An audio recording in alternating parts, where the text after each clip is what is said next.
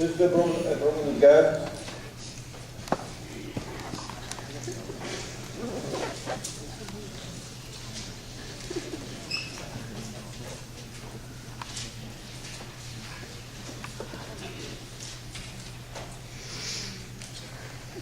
Okay, try to write something down to start solving. Even if you don't solve it, just write down what you know, what you want to find, make a plan in your mind, right?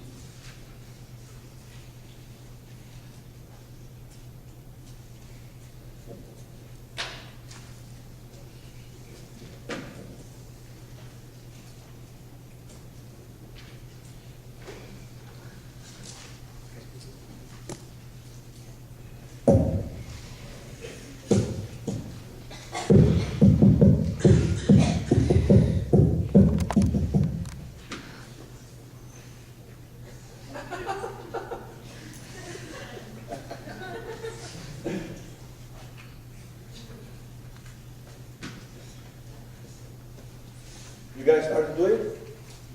You already solved it? Yes?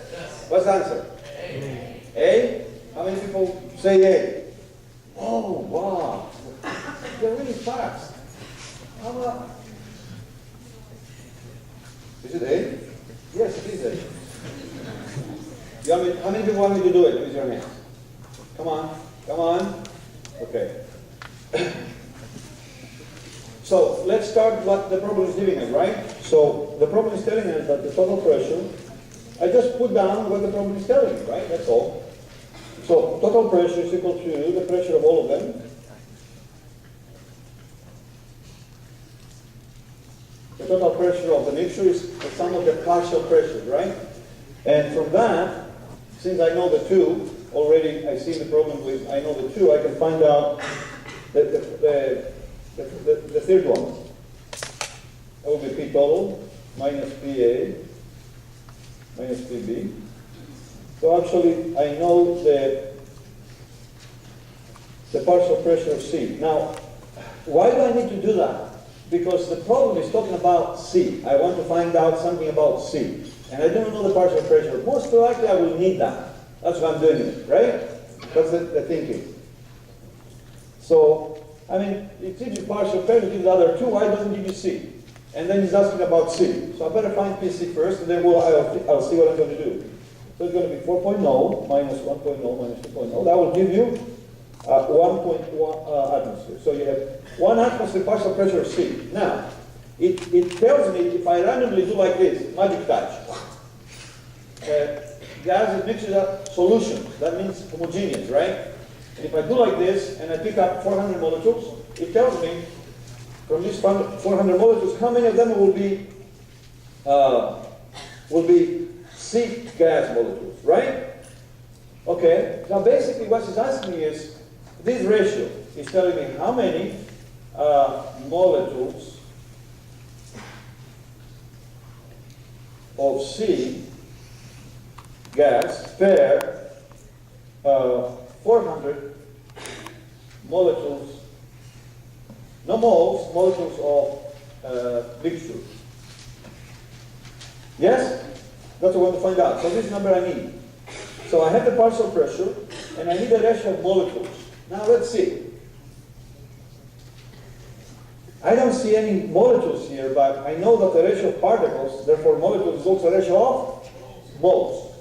So now, ratio of moles, I go backwards, right? Ratio of moles, does that relate with partial pressure of C? C here, C there. The partial pressure, wait a minute. Partial pressure, mole fraction, moles, huh? The mole fraction actually is the ratio of moles, right? Of the gas. total mixture. There you go. So now that's why I'm going to use the definition of partial pressure of C is going to be equal to the mole fraction of C times the total pressure. And from this, I can find out that the mole fraction of C is going to be equal to the partial pressure of C divided by the total pressure. And that will be FC is going to be equal to 1 divided by 4. They're both atmospheres, and they have to be to go away. That will give you what? Mole fraction 1 divided by 4. Mole fraction relates to moles, and moles relate to particles, molecules. So there you are. So when you say XC is 1/4, what does it mean? By definition, mole fraction by definition is the number of moles of C, C here, C there, number of moles of mixture, total, right? The whole thing. Mixture. Okay? And that is 1 mole of C per 4 moles of mixture. That ratio is also the same thing, right? Exactly the same. 1 divided by 4 ratio of moles or ratio of particles. So it's going to be 1 molecule of C per 4 molecules of mixture. Okay, I want per 400, so I can keep the same ratio by multiplying by 100. So if I multiply by 100 both of them, I don't change the volume of the ratio, but I get it the way I want it. Because I want 400 molecules of mixture.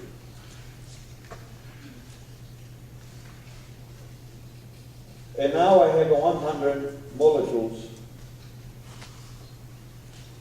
of C. And that's what I wanted. Pretty cool? Yes? Okay, let's go for the next problem, right? Any questions for this? You have any questions? Whoa, big letters, huh?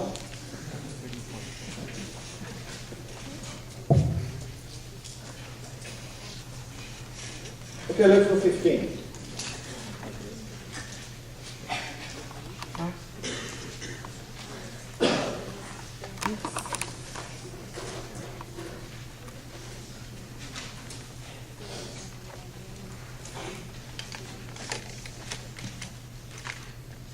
Actually, we talked about that example in lecture, if I remember well, yesterday, didn't we? We did, didn't we? The last moment. Yes? Yes. So the only thing you have to do is to go to the periodic table, pick up manganese. Where's manganese? Right there. Write the electronic configuration of manganese. As we said, going like reading. Do the argon thing, right? I mean, sorry, noble gas. 4, right? Don't have to write the whole thing. Because the unpaired electrons, right? When you start with the core, the noble gas, right? All the electrons in the noble gas are what? Paired. So the only thing you need is the valence shell electrons, which is sp and d. If it's transition state, you consider d as valence also, even though it's not the highest quantum number, right? You remember we said that? And it's very clearly in the reader, the new edition. The older one is a little bit confusing there. I have corrected it for the new edition.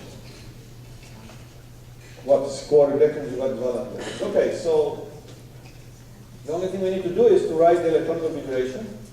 Okay, you write it down from the periodic table. It's going to be what? From periodic table, we're going to have manganese. It's going to be the electronic configuration of which gas? Argon. And then it's going to be what? 4s2. Why? Because we are on the 4th series. 1, 1, 2, 3, 4. 1, 2, 3, 4. 1, 2, 3, 4. We're on the 4th series, 4th period, which means 4th quantum number, right? 4th shell.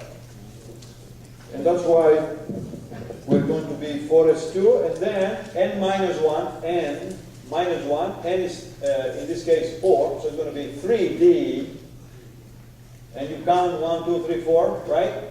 And you get 5, right? Okay, now, it tells us manganese to plus, so we said, be careful. If I write the electronic configuration now the other way, I will be able to do it correctly. If not, then I'll make a mistake most likely.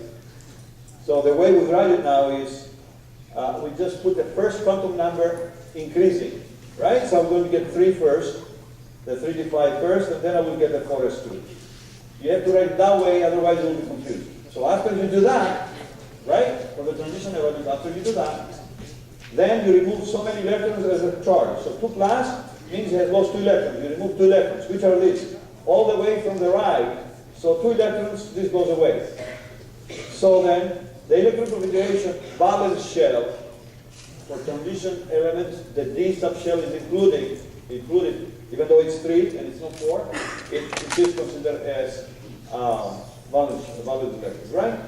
So in this case then, we can say actually that manganese is a D5 system. D5 system. There is that kind of terminology in the chemistry community.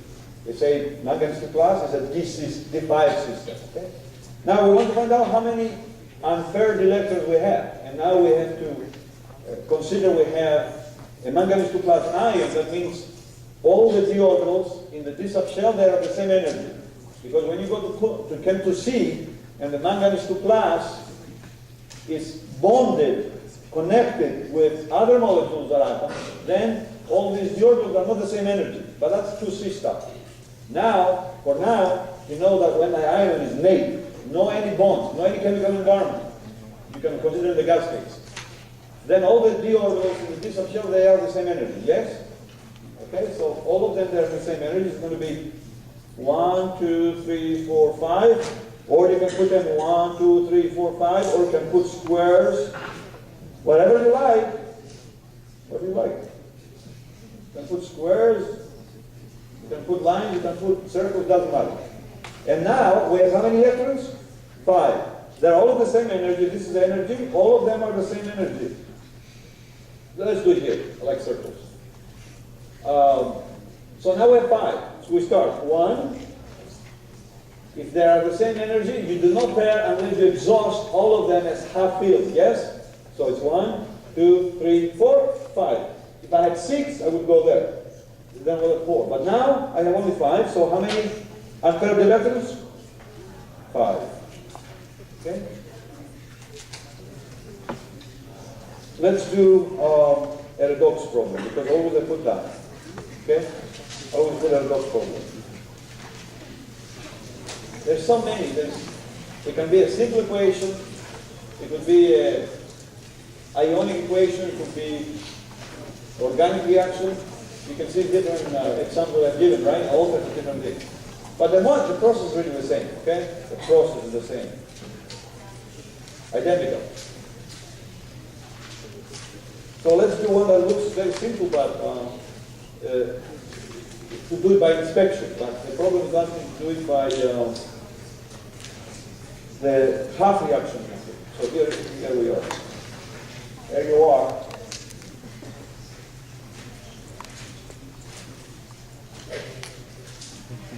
You have fun to do this? The redox equation is pretty fun, isn't it? Just like this newspaper square that you put letters, you play, you have fun. It's the same thing, really. It's a puzzle, right? It's a puzzle, nothing else but a puzzle.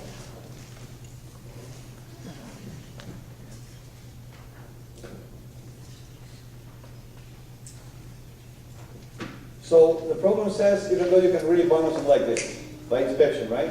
The problem says, don't do that way because you will get to a point. You have to do it by the half reaction method. Okay? The processes are really identical, right? Like I said, don't put physical state to the chemical speed when you do redox balancing. It doesn't make any sense. Already people have a problem to balance them and they forget a minus here or a plus there, whatever, right? And you cannot make it. So why would you bother with the physical states? Almost every author of general chemistry book does that, puts physical states. You do not need them. Unless you have problems that they involve energy, you don't need the physical states. There's just too many things you have to take care of. Why should you worry about one more thing? Right?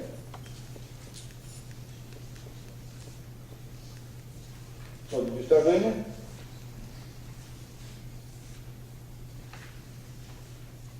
There's no any charges there, right? So, have you done a problem like this before? Huh? I don't remember time that there is a like this one. Do I have? Yes? Huh? Like this? Yeah. Really? No, not just With 3 rolls, 3 reactants or 2? 3 reactants, yeah. So, should we do it? Okay. And then we have to answer these questions, but they are really important to know how to answer the questions because there is a terminology. You say the same thing for 4 different ways, but really you are talking about the same thing, right? And when you go to organic biology and so on and so forth, the terminology is different, and if you are not familiar, you'll be confused. So now it's time to learn the terminology correctly, okay? That's why I put this problem all the time.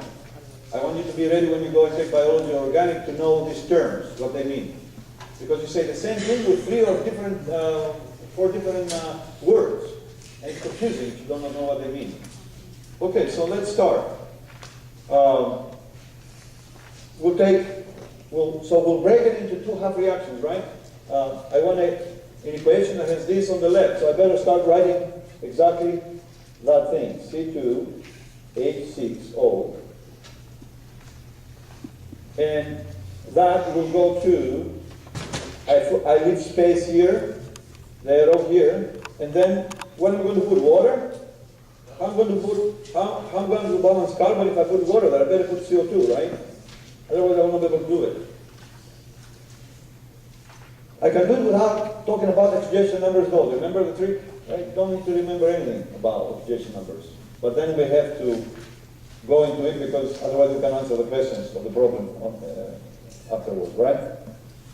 So let's do it without invoking at all oxidation numbers. Not talking about oxidation numbers at all. Okay, now the other question will be what? Of course, it has to be the oxygen. If you want to help yourself, you can say oxygen is 0 oxidation state. You don't need to, but you know, it's 0. And somehow it has to change. Does it? Yes. Oxygen here is both places has -2, right? So which one am I going to put? This one or that one? Well, I already put that one. I don't need it. So what I'm going to put exactly below this arrow, that arrow. Why? Your teacher has done it many times. Since student, he was a student, so he knows. Follow the right driver, listen to the driver, trust the driver. Put under the arrow, okay? And then put the water. Right? Now we're ready to balance. So what's the rule? By mass and by charge both. By charge, yes. Even though you don't see charges, you will have to. You will see now. So we follow exactly the same procedure, nothing different. The non-hydrogen oxygen atoms first. So we have what? 2 carbons. 2 carbons. Yes? Then we have hydrogen and oxygen. Which one do you do first? Hydrogen and oxygen? Oxygen, using water molecules. So we have how many oxygens do you have here? 4. How many do you have here? So you need how many oxygens? 3. And you use water molecules, 1 oxygen atom per molecule of water. That will give you how many waters? Okay, that's it. Now we introduce hydrogens. So we have to balance the hydrogen now. How many hydrogens do you have? Oh, I almost didn't see that. So it's 12, right? Okay, so I need 12 what? Hydrogen atoms? No. 12 H plus. Yes? Now it's balanced by mass. Now you can see that the charge is 0 here, but here is plus 12. And I have to balance the charge too. And I'm going to use electrons to do it. So I'm going to put how many electrons here? Did I destroy the mass balance? No, why not? Electrons are insignificant mass compared to the atoms. Imagine the neutron and the proton, right? It's almost 2,000 times more massive than the hydrogen, the electron mass. So that's why you put electrons plus, minus, doesn't matter. Practically speaking, the mass is the same. Okay, so we didn't discard the mass balance by doing the charge balance. Okay, now let's go to the other one. What do we have here? We have 2 oxygens here, right? We don't have non-hydrogen oxygen elements. And we go next to what? To oxygens, right? So we have 2 here and 1 there, so we need 2 there. Now next 4 hydrogens, and so I'm going to have 4H plus. Great. And that's 0, and this is what? 4 plus, I need what? How many electrons? Great. So now they're both balanced by mass and by charge. So what I'm going to do?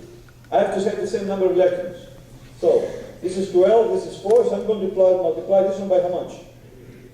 3, and this one will be multiplied by 1. Doesn't have to be that big. Okay, great. So now, by doing this correctly, you have to be careful to do correctly. It will be what? It will be 12 electrons. This one will give you 12 electrons plus 3 O2 plus 12H plus 6 waters. Yes? And then this one, I'll put it right here, so we'll give it to Edmund. I took this one, I will write it again here, just to make sure that I'm not going to make a mistake. Work in the air, I don't want to work in the air. Okay, so look at this one here, 12 electrons, 12 electrons. 12 plus, 12 plus. So don't it, and then you have 3 waters, and the 6 becomes 3. Okay, so if you add them now, what are you going to have? You will have C2, H6O plus 3 oxygens will give you 2 CO2 plus 3 waters. That's it. Great. Now we're ready to do the oxidation number. Do you have any questions so far? You see the procedure is identical, isn't it? Yes?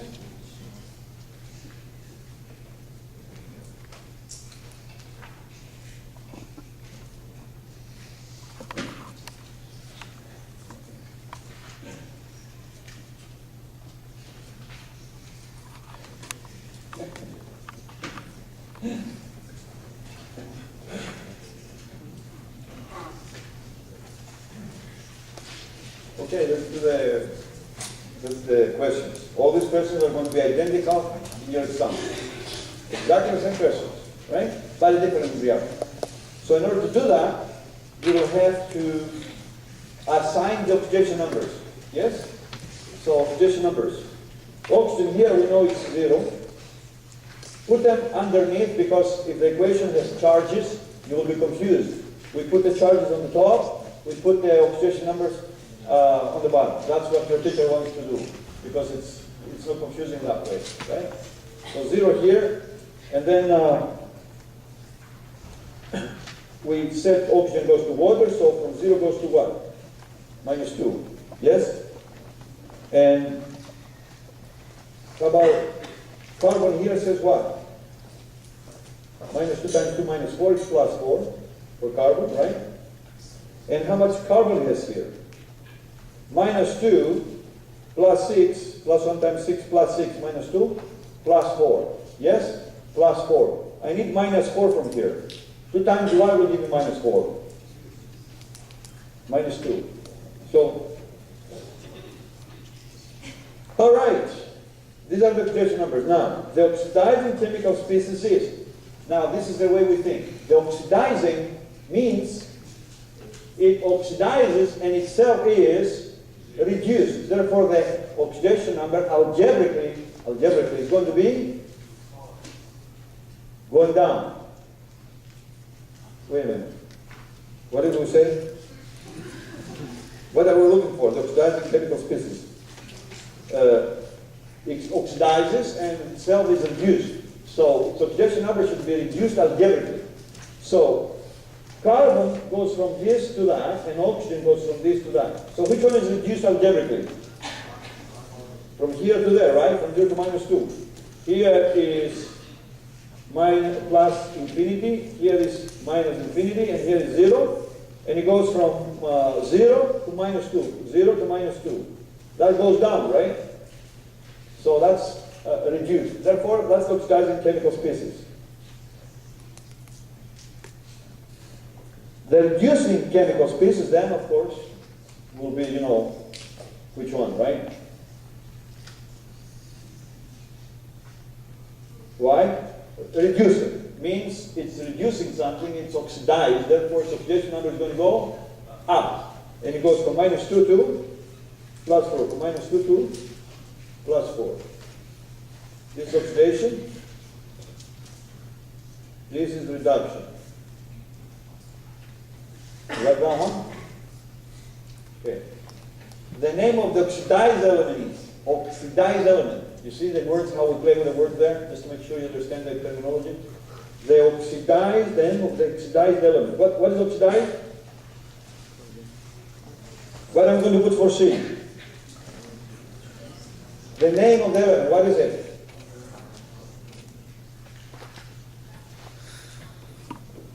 The name of the reduced element is oxygen. The name. When it says your name, you better put the name. If you don't put the name, put the symbol, you will not get to change the point there. Follow exactly what it tells you, right?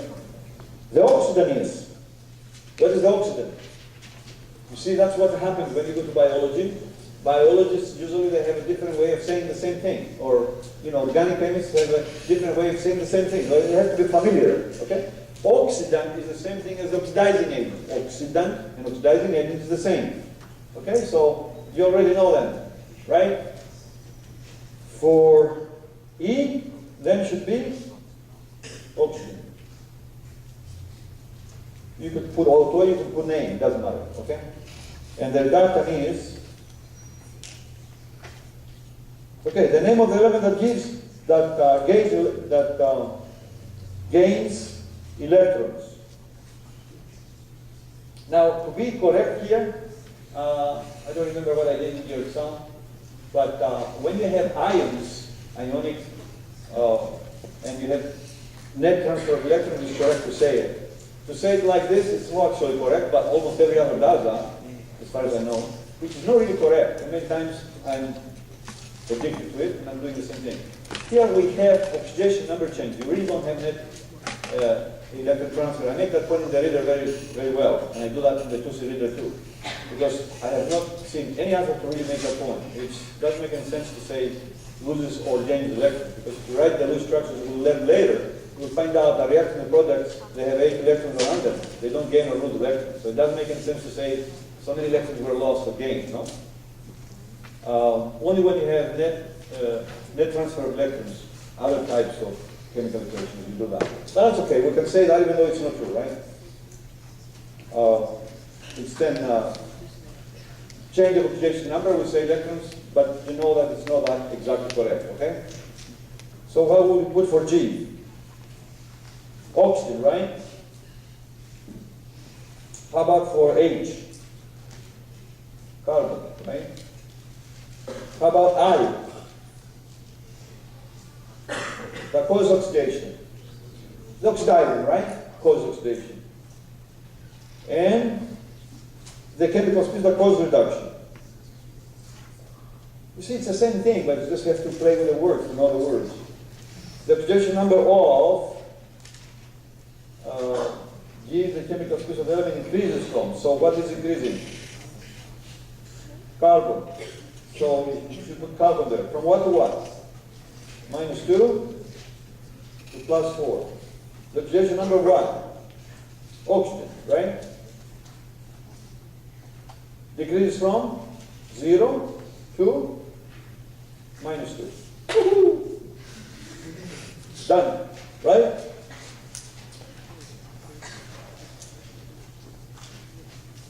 And then let's do a problem with an acid here.